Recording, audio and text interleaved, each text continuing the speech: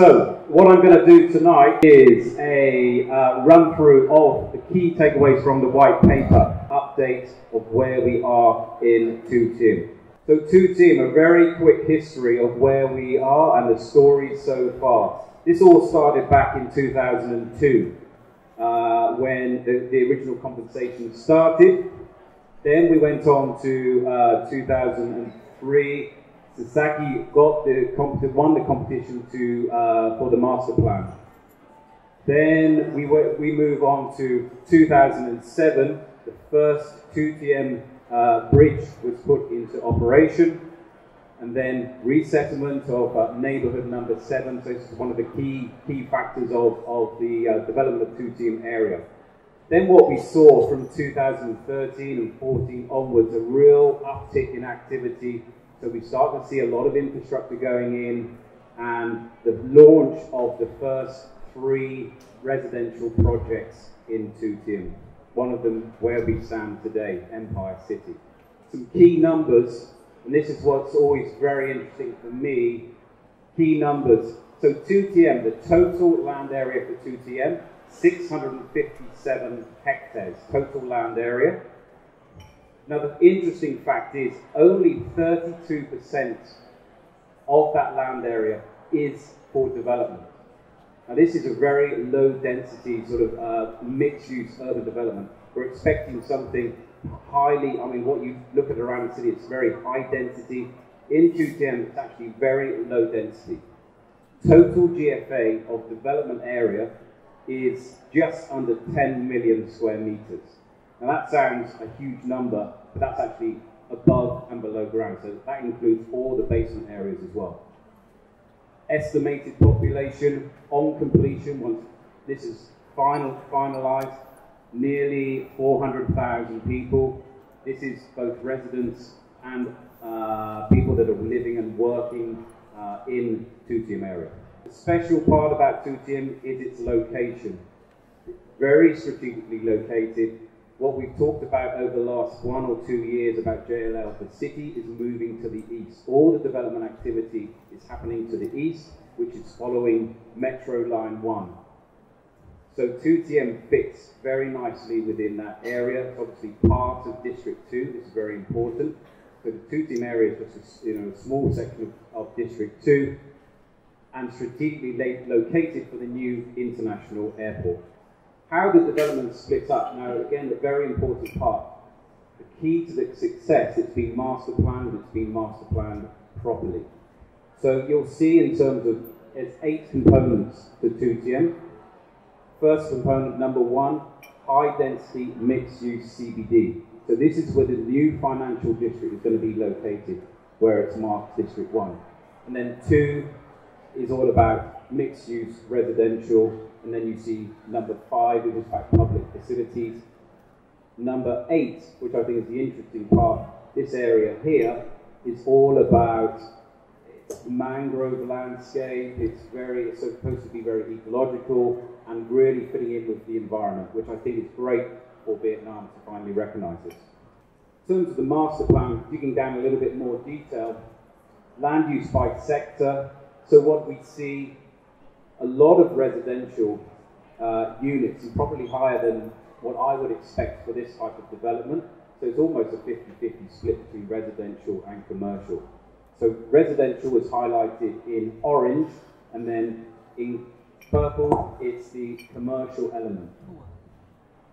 And then from a heat map point of view, the areas on this map are showing areas over 100,000 square meters in terms of density. Those areas in purple. Land tender process. What has happened so far on the Thiem process to date? 54% of total development land allocated has been by the build transfer model. So all the 54% by the build transfer model, that's with Daikon Min, CII, GES, E&C. 10% of the land has been under the bidding process. So typically, this would be Empire City and Lotte are the most notable transactions on the bidding process. And then there's a further 16% coming up for the bidding process, which is supposed to be at the end of this year, probably going to be next year. So there is still a chance to join the bidding process to find land in Thiem. Construction status. Now this is I suppose an interesting fact so far. Why is it taking so long? So only 11% of the total GFA has been constructed and completed so far, and that really comprises of the Dai Quan Min development and also the resettlement of the resettlement housing. So very, very little development happening so far. 12% under construction, and then 62% total GFA under planning. Some of the notable transactions: Empire City, obviously. Lotte Group have now announced that they have been awarded and selected land, 6 parcels of land, and then Hong Kong Land have signed a binding MOU for a new residential development with CII. Residential market performance. Now this is probably the most interesting part. There's lots of interesting parts, but this is a very interesting part in terms of investment. If you're a residential investor, where we are today, house pricing today, Ho Chi Minh's the one in red. Currently, this is on average throughout Ho Chi Minh about $2,500. Thiem, although it's still relatively few launches, we've seen big spike in price increases. So averaging now $2,800. So Thiem is already above the average for Ho Chi Minh City. And then if you compare that to District 1, it is average prices. This is not taking the highest, well, taking the highest and the lowest, but $4,300. Now this is important because the next slide and what we're going to talk about is that price differentiation and where we think prices can move to. So with all the strong interest, we've got huge amounts of interest. Lots of investors want to come in, be a part of Thiem. But why is it not happening? Why is it taking so long? There's 3 very key reasons. First of all, land compensation issues. This has taken only up until last year, 99% of the land is now compensated. So we can sort of tick that one off, but it took forever. It's taken nearly 15 years to do the compensation. Infrastructure, again, very, very key to the success of Thiem. This has taken a very long time because of the build transfer model, but it's starting to happen. And then policy incentives, and we're going to touch on this, I think, in the panel discussion. At the moment, there are no real incentives and government policy incentives to really kickstart this whole process. So unlike we see in other countries, the incentives by government are not there as yet. So some regional case studies, and this is why we have Anthony and Chris here today, and they're going to talk about their experiences in Shanghai and Manila, and a little bit on Singapore as well. So we've used, in order to sort of benchmark for what's happening in other markets, we've used Pudong in Shanghai, and we've used Bonifacio in Manila. So the key factors to the success of these opportunities was all about, so for Shanghai and Pudong, it was a project of national importance, national priority. Lots of preferential policies and lots of tax incentives to really get the process kick-started. And having a special free trade zone. This is very, very important, and I think Anthony will probably touch on the speed of things that happen in Pudong. This is an interesting slide in terms of the price differentiation. So apartment selling prices at the top, and then grade A rents at the bottom. So if you look from day one, this is comparing the old CBD to the new CBD area, new financial district in Shanghai. So pretty much started at the same level, and then you see a steady increase, steady curve, and the new CBD area, the Pudong area, starts to pull away from the old CBD area. Now this is very interesting. If you're looking to invest in Thiem, this is what we expect to see in some scale within Thiem. Same applies for the office rents as well. Then for Beneficia in Manila, pretty much the same process. I mean, it was held by one by the full beneficio development corporation. Lower taxes, lots of incentives by the government to really start to kickstart the whole process. And then infrastructure, I think, was very key. Infrastructure went in by the government rather than what we see in Vietnam at the moment, which is the build transfer model. From a pricing point of view, slightly different sort of structure and scale as opposed to Shanghai, but basically the pricing is now on par with the existing old CBD level. So if we apply